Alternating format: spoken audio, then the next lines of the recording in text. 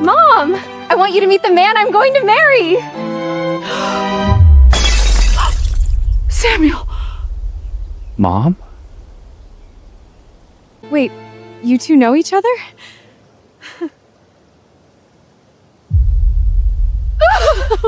I was adopted in Hartford. The Merricks kept my first name. They always said my birth mother chose it. 27 years ago, they made me give my baby up for adoption. My son, I named him Samuel before they took him. I begged them to let the name stay. I'm your son? You are my son. No. No. Mom, if he's your son, then he's my brother!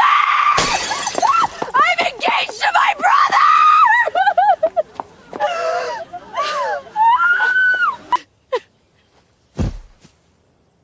How do I marry him now? How?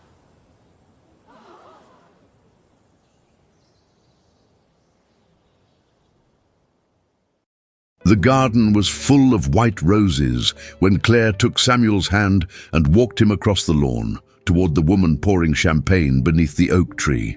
"Mom," Claire said, glowing, "I want you to meet the man I'm going to marry."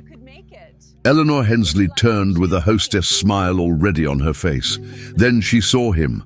The champagne bottle slipped from her fingers and shattered on the flagstones, and the smile fell away like something cut loose. "Samuel," she whispered. He froze. Something in the older woman's face, the shape of her eyes, maybe, or the way her hand flew to her mouth, reached into him and pulled loose a word he hadn't used for a stranger since he was a boy. "Mom?" Claire laughed, uncertain, looking between them. "Wait, you two know each other?" Neither of them answered. Eleanor's eyes had dropped to Samuel's left wrist, to the small crescent birthmark just below his palm, and her legs nearly gave. Guests were turning now, the string quartet still playing, oblivious.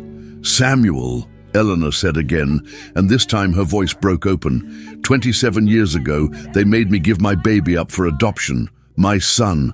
I named him Samuel before they took him. I begged them to let the name stay."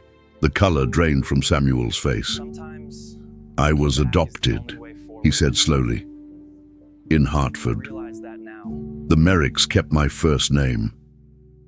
They always told me my birth mother chose it." Claire's glass trembled in her hand.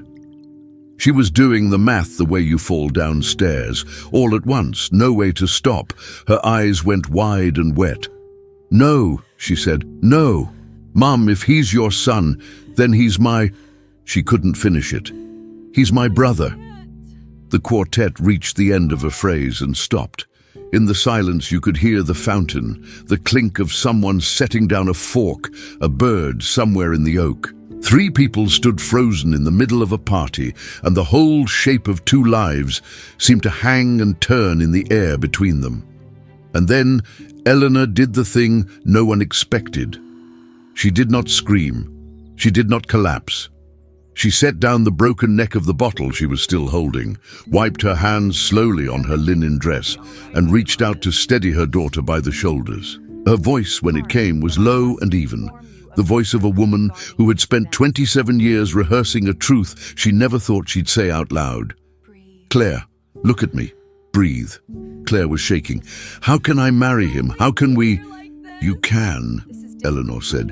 "You can, and I need you to listen to why."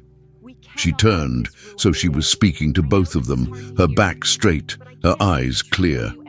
"When I was 19, I got pregnant, and my father decided it for me. He drove me to a home 3 states away, signed the papers himself, and told everyone I'd spent the summer at my aunt's.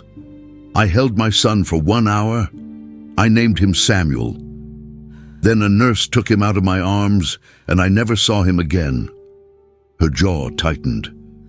"I never forgave my father, and I never had the courage to look for the boy, because I was ashamed. I believed I'd given up the only child I would ever have." She looked at Claire. "But I hadn't, because you, Claire, you are not mine by blood." Claire went very still. "Your father and I couldn't have children of our own. We tried for years. When you were 8 months old, we adopted you from a family in Providence who couldn't keep you. I have never once thought of you as anything but my daughter. I never told you because I didn't think it mattered." Her eyes filled, but her voice held. "It matters today." The meaning of it moved through Claire's face slowly, the terror loosening, something else rising underneath. "So we're not," Samuel started.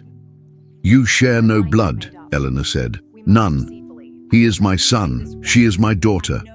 And by every law of God and this state, the two of you are strangers who found each other." A single tear slipped down and she let it. "Do you understand what I'm telling you? I lost my son for 27 years. And today, at my own daughter's engagement, he walked back across a lawn to me, holding her hand." For a long moment, no one spoke. Then Samuel let go of Claire's hand, crossed the last few feet of grass, and put his arms around the woman who had named him and let him go, holding on the way you hold something you were told your whole life you'd never get back. Claire came a step behind him, and Eleanor pulled her in too, and the three of them stood under the oak tree while the guests looked on, understanding none of it. Later, when the broken glass had been swept up and the quartet had quietly started again, Claire sat close to her mother on the garden bench. "You could have kept that secret forever," she said softly. "About me." Eleanor watched Samuel across the lawn, laughing now, real color back in his face. "I kept one secret for 27 years, she said. "It cost me every good night's sleep I ever had. I wasn't going to let another one cost me both my children in a single afternoon." She took Claire's hand. "You'll still be married in the spring. And this time, when they ask who gives this woman away, I'll have my son standing beside me while I do it."